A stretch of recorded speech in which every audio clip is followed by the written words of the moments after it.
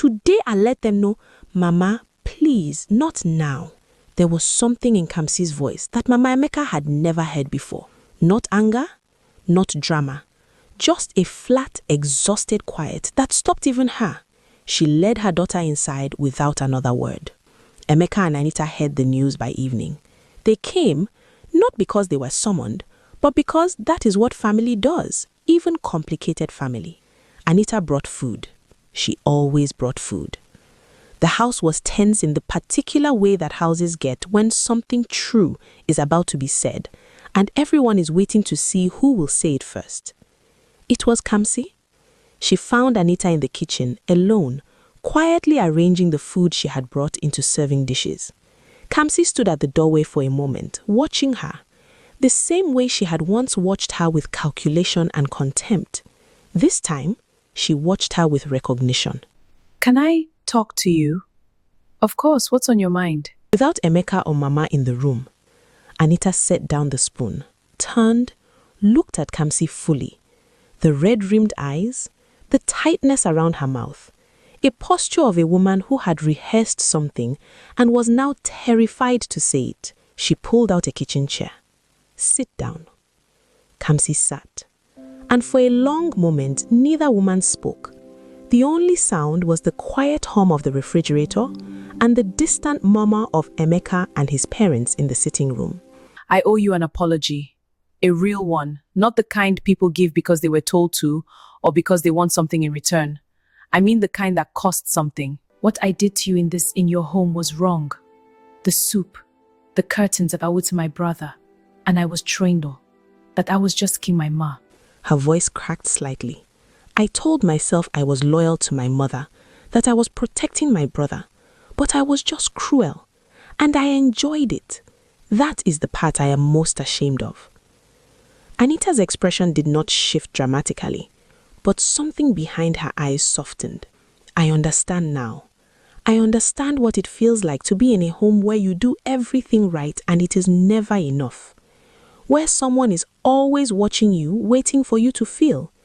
Where the person you married sees it and asks you to be patient. How long has it been like that for you? Almost from the beginning, I was too proud to say it. I kept thinking I could manage her the way I managed everything else. But you couldn't. No, because there is nothing to manage. You cannot manage someone who does not believe they are doing anything wrong. The words landed in the room and stayed there.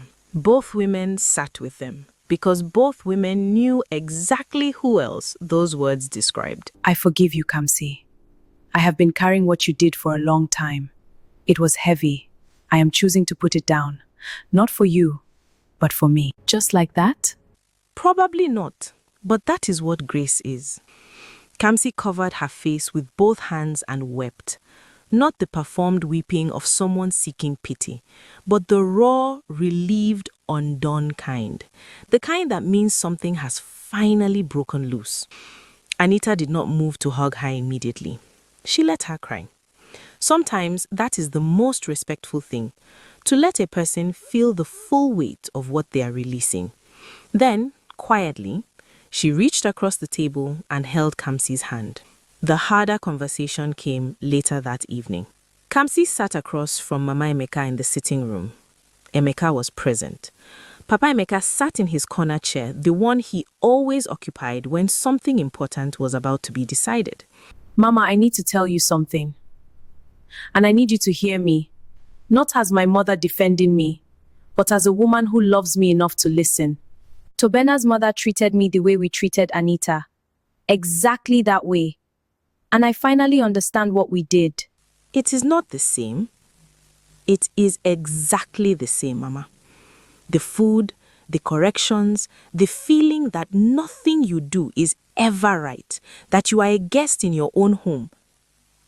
That is what Anita felt. Every day, because of us. Mama Emeka opened her mouth, then closed it. For the first time in a very long time, she had no words. Papa Emeka watched her from his corner, not with judgment, but with the patient eyes of a man who had been waiting years for this exact moment. Mama, nobody is attacking you. We are just asking you to see. Mama Emeka looked at her son, then at Kamsi's tired face,